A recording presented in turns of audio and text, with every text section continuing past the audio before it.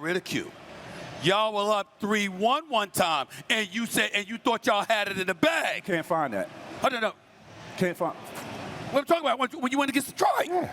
Y'all thought y'all had it in the bag. Because we up 3-1. You were up 3-1. So again, it was the fact that if you're good enough to be up 3-1, they expected you to close the deal. That was the only thing Kobe's anybody never ever been said. up 3-1. No, I'm just saying. And then never been up 3-1. But when they blew it, we pointed it out. I'm just saying. When they blew it, we pointed it out. But we know they're great. But we pointed out you lost a 3-1 lead. Okay, I'm saying that's not saying you're not great. It's saying that the moment arrived and y'all ain't closed. That's all. So I'm playing 4 years without my best player. Can't get out of the first round. But right. I get ridiculed because I can't do it.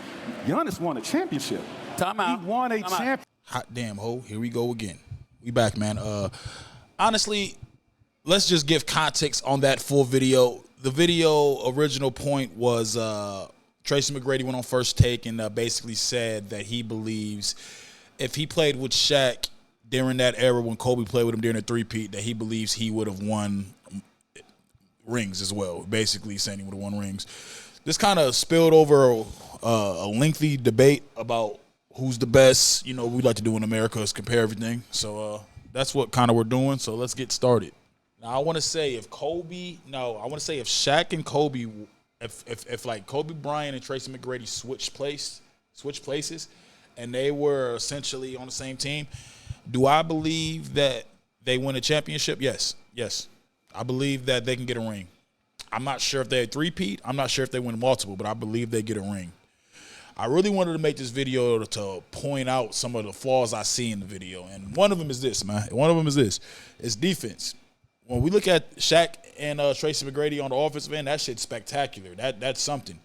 But when we're talking about the defense, I mean, I don't know about that. I don't know. Tracy McGrady did make three all defensive teams during that year, or during that span. In his career, he made three, so those were happened to be his only three during that span, ironically, from 01 to 02 and 03. Kobe finished his career with 12 of them. So how I'm looking at this is I feel like a lot of people are forgetting that it's an offense and it's a defense. It's two sides of the game. It's two sides of basketball. It's not just offense. Well, actually, there's more sides. It's transition. We can get into all that. But like I said, offense, defense. I don't believe that Tracy McGrady would cover up what Kobe did defensively. And if you're one of them people that's, really caught into the new algorithm, which is just hate on Kobe to get likes, you're probably going to try to say, oh, those were popularity contests. They weren't. And if they were voted by his peers. I'd rather have players vote than media or quote-unquote experts or analytic guys, because when it comes down to what they're saying about their peers, I feel like that should be more credible. They're in the field with them. I say all that to say this. I do not believe that if Tracy McGrady and Kobe's switch, they would just have the same type of success. I actually believe that Shaq wins less rings. I'm not sure if they win more than two. I'm not sure if they win two. I know I'll give them one, but I'm looking at Tracy McGrady's health issues, everything that kind of went through in his career, and I'm looking at the defense. It just kind of doesn't make sense to me. Kobe Bryant, 12-time defense selective all-team, 12 times versus 3 times. Yeah, during that time, one could argue that Tracy McGrady was better offensively. One could probably even argue that he was the better overall player. According to, Gilbert Arenas and these guys, that was the conversation, that Kobe was not. It was like Tracy McGrady was 1A, he was 1B. But I say all that to say Shaq was that dominant, because this is really what it's about. It's about how dominant Shaq was. And I'm saying without Kobe, I don't believe that Shaq gets those rings. Like y'all do it with Jordan, with Pippen all the time. I feel the same way for Shaq. When you look at Kobe Bryant's numbers and the whole narrative that he was carried, it never made sense to me, because you're looking at the numbers and it's like, how did he carry him and this and that? Then we go into the eye test of like when Shaq fouled out and Kobe had to come through and save him. They were like great compliments of each other. Yes, Shaq was the best player. Yes, Shaq was the big dog. I'm just saying I never personally liked the narrative of that. But I say all that to say this. Tracy McGrady has to hold himself accountable. I think the biggest reason why he didn't get where he wanted to get is because of his own health. You can't control your health. It's a part of the game, though. We can't do that. We can't keep on moving the goalposts every time an injury comes up and start doing the hypotheticals, because it makes no sense. Injuries are a part of the game. LeBron and the Cleveland Cavaliers would have won in 2015 if Kyrie Irving and Kevin Love didn't get hurt. Then we possibly wouldn't even see no Golden State Warriors dynasty because that was the first ring. So let's just put that in perspective, and then you see how dumb that shit sounds. So that's what I'm saying. When it comes down to this conversation, I feel like we have to start remembering what was actually going on during that time and consider both sides of the court. Offensively, yes, that would be nuts. Shaq and Tracy McGrady, nuts. But what about the defense? I'm not saying Tracy McGrady's a snail. I ain't saying that. But all I'm saying is there's a reason that one guy was selected 12 times to the all-defensive team throughout his career, and the other guy was only selected 3 times.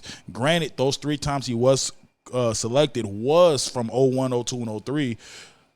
I'm just not really sold on that. And I think it's honestly disrespectful to Kobe. Like I said earlier, the new algorithm is to disrespect Kobe Bryant to get likes. And I feel like that's what a lot of people have just been doing. They feel like you mention his name and some type of comparisons and try to have like a different awkward shock value type taste. You're going to just get the views. And I'm just here to say people got to remember like what we're talking about. It's not just offense, it's defense too. So y'all telling me that you would take Tracy McGrady's defense over Kobe Bryant's, and if you can literally sit there with a straight face and tell me yes or hell yes, I kind of see that you're kind of biased. Like offensively, during that time, yeah, T-Mac, you could say 1A, Kobe 1B.